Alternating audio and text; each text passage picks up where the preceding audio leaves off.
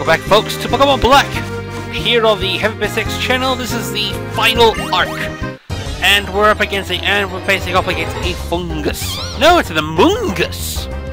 Yeah, this is the evolved form of the fungus. And it is a grass poison type with amazing special defense. This Pokemon was chosen specifically to counter the threat of Keldeo. Who or what is Keldeo, you may ask yourself? In Generation 5, 3 legendaries were introduced.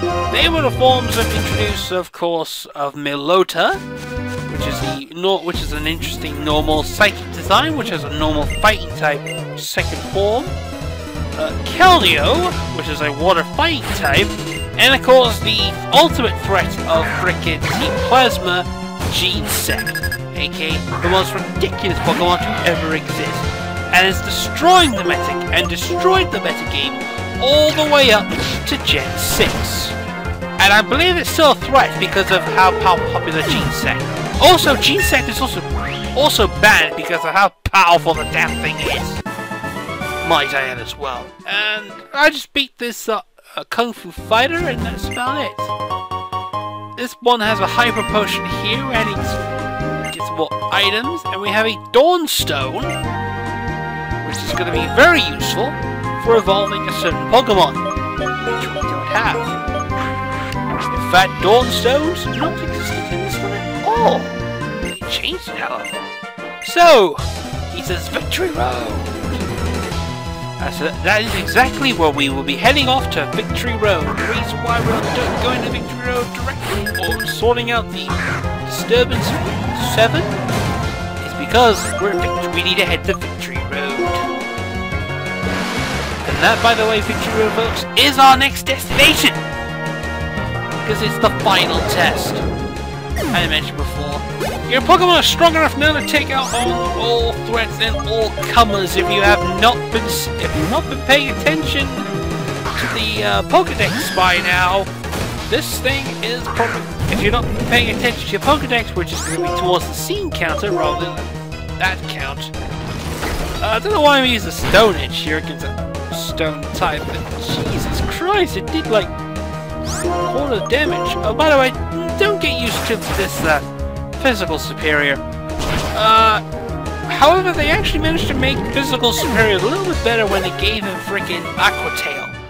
Oh, to my memory, first grass type to actually have a water attack, which is an interesting concurrence.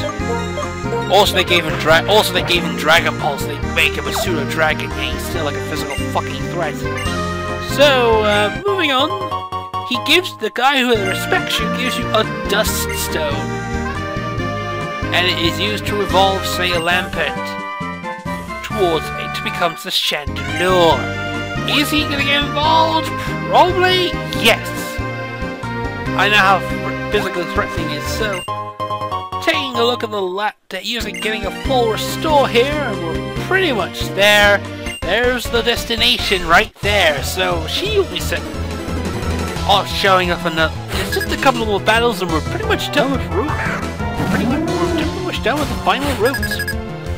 Sawsbuck comes out in a evolved form of the frickin' Deerling, which is that normal grass type, which is your choice. Still went to it's a grass type, so use X scissor, take it out like so. And heading up to that. Next up is Jellicent, which is the fully evolved form of the Water Crew. Which is the evolved form of the Relish, which is going to be interesting. And it is, of course. Why do you look like the king of? Oh, you don't look like the king of town. You look like the queen of town. Of course, that's about it for that. So that's the end of her. That's that thing. And it's defeated. Now, one final Ace Trainer battle looms. And then we can just pick off, and then we can just enter the final location. Victory Road. Wow. Many episodes have passed since we actually got to Route. Many episodes have passed since we got to Route number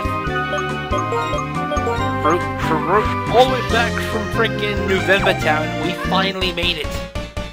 all the way to the most powerful place in the entire existence. So, yeah, we have one final train of out before you enter the building, and this is the trickiest of the lot. We'll send out this first Pokemon, a Beartic, with fuzzy crotch and everything. Yeah, I can still say that. Shut up, Emma. Anyway, moving on, starting off with a Rock Slide, which is going to be our main use of attack. Yeah, I have Rock Slide, it doesn't know Stone Edge. I have no idea why I can't know that. Next up is Seismitoad. Seismitoad! And I'm using a Samurott to take him down, which is an interesting choice considering what I'm going to be using. I believe I'll be going Focus Blast. Now I'll be using Surf. Why am I using Surf? On a... whoa. And it, of course it does no Earthquake, but obviously it looks like an amphibian version of the freaking ultimate version of Echo. I mean, look at it, it looks awesome. NA levels up to 43, which is going to be the required levels, because we're going to be heading to that one. Next up is Scalavier.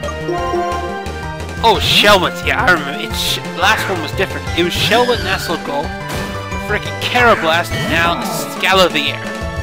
This really awesome Bug Steel type, slow as balls, doesn't really do much, of course, because I need to throw in Emboar, because I need to use fire, take it out, attacks with Slash. This Pokemon is awesome, except for the lack of major moves it has. Other than that, good lord, it's suckage. But that attack power is ridiculously high. Could really use it. I really cannot. She's like, his armor. A.O. Merry England! Oh, Flamethrower!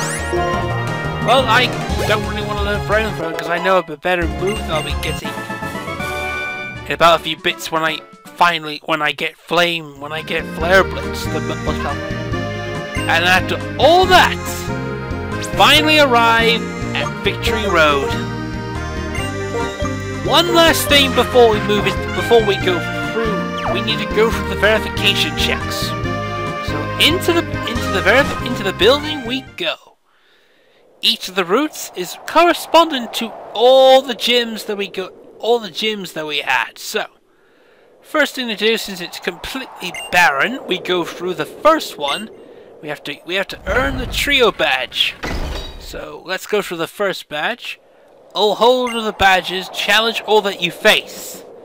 This contains grass, fire, and water elements. A stream, grass, and these two torches. They represent the first one. So next up is the basic badge. We go through it. This is the only one that actually has Pokemon here. So avoid at your own risk. Yeah, seriously, this is the only route in the game that actually has Pokemon. So next up, let's go through that one. Is the insect badge, which we now go through since we own the insect badge. Fight valiantly like an insect. And we just got, these is kind of simple. The only thing that get difficult is the next one, which is the Bolt badge.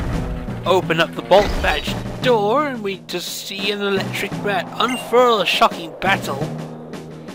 Our next up is going through the electric bits, and we're talking to a guy that actually went through, because he obviously, the world beyond here is a different world. It does feel like every time you pass through a gate, you're going to a different world. Gave me the badge, but without the Quake badge, you cannot proceed. Of course not! Otherwise, what's the point of getting to the Quake badge? Hold of the Quake badge, make your hearts tremble. Tremble. That's the mine. Next up is the jet badge. Open up, like so.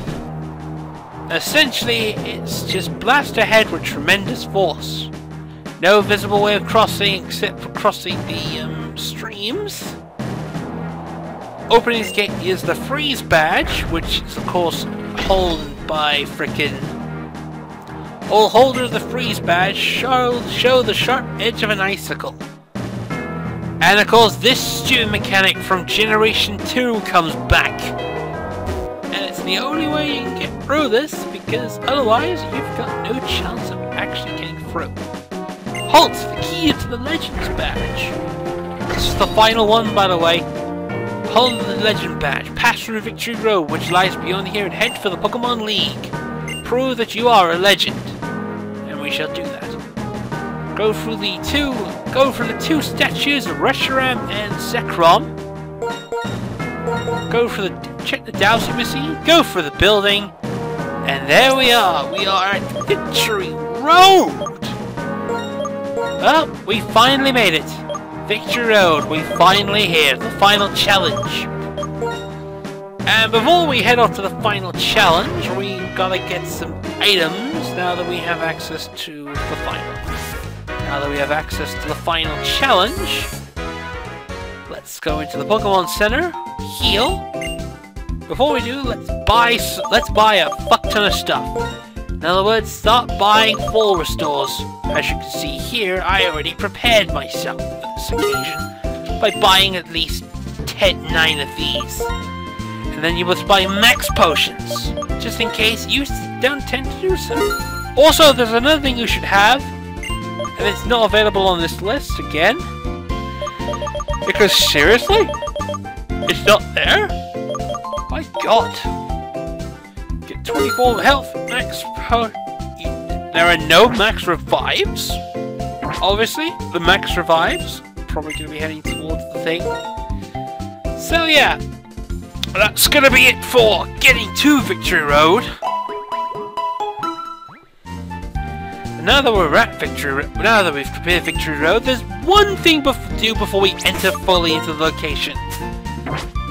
Back at the last episode, there was a check at the boundary to the Dragon City, telling us of a weather disturbance Route 7.